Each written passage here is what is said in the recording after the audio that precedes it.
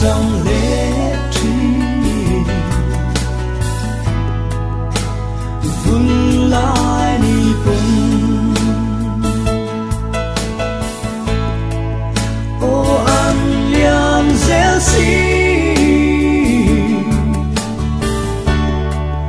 ao din gió ruan lo vì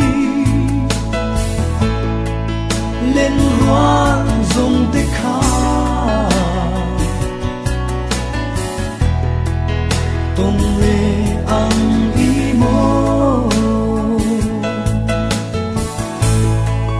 hùng lệ ni hê ri thìn lại na đâm về na ruan lũy dùng tích khá tung lệ ca noa mê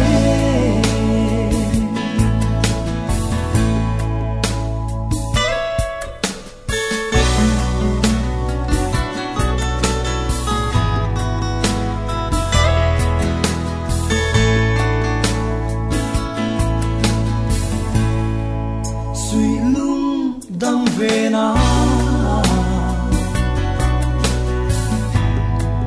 cắn chúa tam huy